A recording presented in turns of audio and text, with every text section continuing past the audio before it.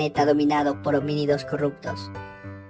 El día de hoy vengo a analizar si se justifica participar en las marchas de la oposición colombiana. Recuerdo esas épocas en que la gente vulnerable, pese a sus difíciles condiciones, se veía en la obligación de parar sus actividades y tenía que salir a la calle a protestar. Muchos de forma organizada, con argumentos y exigencias viables. Otros cuantos con violencia y alienados por pseudolíderes que ante su incapacidad de destacar por su intelecto y altruismo, ordenaban incendiarlo todo. Épocas donde la gente de bien encerraba a sus siervos o directamente les prohibían participar en las protestas del gobierno de turno, con la consigna "yo no paro, yo produzco". Épocas en las que se requería protección para evitar los embates de la fuerza pública y el reconocimiento ante posibles represalias del gobierno o la gente de bien. Épocas en las que se peleaba por los derechos, la igualdad, la equidad y la justicia social, que derivaron en la implementación o restablecimiento de los derechos a los más vulnerables. Bueno, también derivó en destrucción, daño a la propiedad pública y privada, saqueos y violencia desmedida. Todos esos recuerdos nos conducen a reafirmar el derecho a la protesta, el derecho a manifestarse y estar en oposición. Las diferentes marchas y manifestaciones que se dieron lugar a lo largo y ancho de toda Colombia en el 2021, en el marco de lo que se denominó estallido social, arrojaron algunos resultados significativos, que si bien, por un pobre seguimiento y acompañamiento fueron perdiendo relevancia, en su momento ayudaron a enaltecer el poder ciudadano frente a las decisiones del Estado y alimentaron un anhelo de cambio alrededor de una utopía colectiva, donde el pueblo recupera el poder. Entre sus logros podemos enumerar: tumbar la reforma tributaria, renuncia del ministro de Hacienda, caída de la reforma a la salud, renuncia de la canciller, salida del aire del programa del presidente, renuncia del comandante de policía de Cali, matrícula gratuita del segundo semestre de 2021, reflexión sobre la historia del país, visibilizar los problemas políticos y sociales de Colombia. ¿Cuánto más hay que marchar y cuánto deben durar las protestas para que ese país mejore? En la historia de Colombia nunca hubo un presidente con tendencia de izquierda hasta ahora. De hecho, si toman un libro o al menos se dirigen al buscador de la O, podrán averiguar los nombres y parentescos de los presidentes que han gobernado a su corrupto país turno por turno.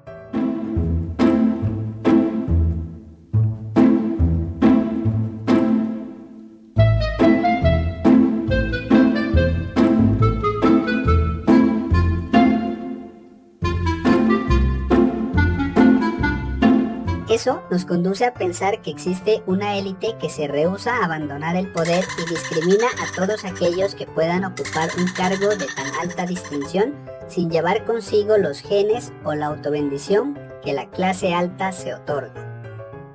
Les recuerdo eso porque hasta ahora los colombianos no habían tenido la oportunidad de mirar a los más acomodados, organizarse y salir de sus mansiones y haciendas a la calle, a protestar para que eviten hacer cualquier tipo de cambio y para que les devuelvan el poder que Dios, sus antepasados y sus fortunas les han otorgado, para que Colombia continúe siendo ese paraíso que era hasta el 7 de agosto del 2022.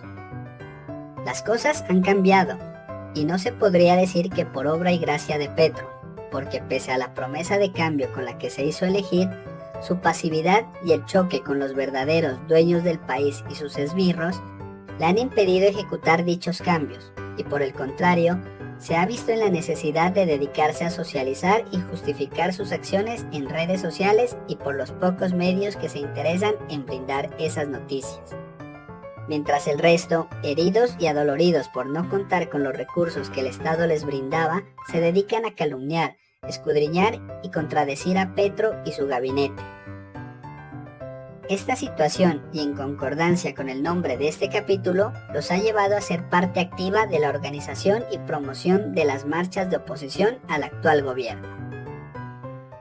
Pero debo decir que para mí, ver a la oposición en la calle, conociendo las ciudades fuera de un carro, gastando suela, soportando la intemperie, reunidos sin glamour, es una de las experiencias más satisfactorias. Obviamente esperando que comprendan el contexto y sientan empatía por quienes en toda la historia de la nación han tenido que hacerlo. También es justo que sepamos quiénes son los marchantes. Un puñado de personas con dinero, sus escoltas, sus siervos, sus obreros constreñidos, ancianos acomodados y engañados, algunos extranjeros pagados y la audiencia de Semana, Caracol, RCN, El Tiempo, El Heraldo, El Colombiano, etc. Para el día 21 de abril tienen programada una marcha a la cual han convocado a millones de colombianos, a la cual los mismos medios de siempre le han hecho mucha promoción, además que sus funcionarios hacen parte de la organización. Sus razones, a diferencia de las marchas y manifestaciones en los anteriores gobiernos, no tienen argumentos bien soportados, se basan en supuestos, retoman fábulas como el castrochavismo, exigen soluciones a los problemas que sus gobiernos generaron y hacen acusaciones sin conocimiento o entendimiento. Toda la presión mediática ha alimentado y exagerado la magnitud de la posible participación del pueblo en dicha marcha, pero sin lugar a dudas, la constante será la ignorancia y el fanatismo. Miremos quiénes son los principales organizadores y promotores de esa caminata. Jaime Arizabaleta. Sus grandes logros se limitan al estar al servicio de la secta del Rey de los Paracos como uno de los principales bodegueros. Su primo, quien hizo parte del gobierno de aquel temido rey, fue destituido e inhabilitado por falsificación de documentos con los que aspiró y desempeñó importantes cargos. Posteriormente, y pese a la inhabilidad, la secta decidió darle un aval, hasta que se dieron cuenta que nadie podría salvarlo de sus fuertes lazos con Odebrecht y el imputado por varios delitos Óscar Iván Zuluaga. Tampoco podemos olvidar que su padre tuvo que comparecer ante la justicia por vínculos con el narcotráfico. Ahora nos queda muy claro por qué este mantenido hace constante oposición. Josías Fiesco. Es un niño mimado al que le cumplieron el sueño de ser alcaldecito de Cali cuando tenía 11 años.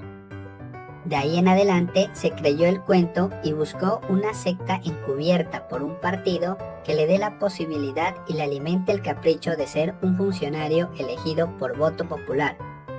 Y ya pueden adivinar qué partido fue. Sin embargo, no lo ha logrado, pero ahí lo tienen para ejercer labores de bodega como muchos otros, que se quedaron sin oportunidad laboral en el Estado al perder las elecciones.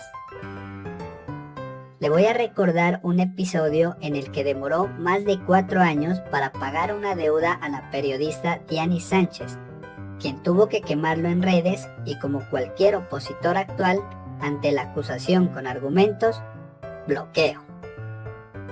Diego Santos.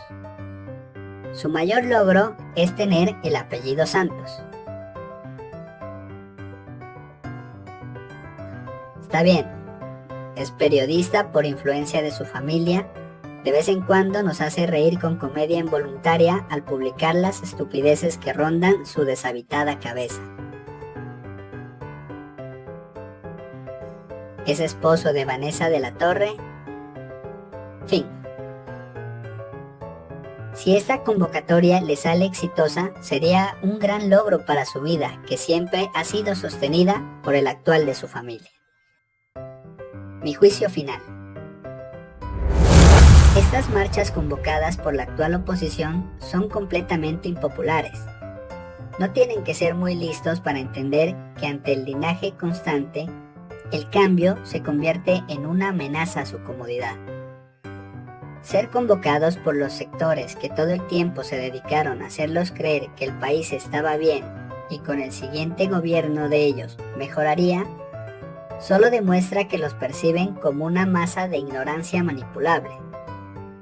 ¿Realmente creen que marchar junto a los que siempre han gobernado a quienes se burlaban y desprestigiaban las marchas populares, a los que celebraban y justificaban el desmembramiento de manifestantes, ¿es algo digno y oportuno para el bienestar general del pueblo? Por ahora, deben dejarlos que caminen, que conozcan la calle, que entiendan que el país no es su hacienda, y que si el pueblo pidió un cambio, es porque el paraíso que siempre pintaron, solo lo vivían ellos. Creo que no hay otra opción que enviar a estos esbirros y cómplices de la decadencia nacional al más profundo infierno, donde sus falsos rezos y plegarias jamás sean escuchados. Colombianos, no se dejen manipular, o al menos averigüen y disciernan si es necesario pisar la calle de la mano de quienes siempre los han sometido. Nos vemos en el infierno.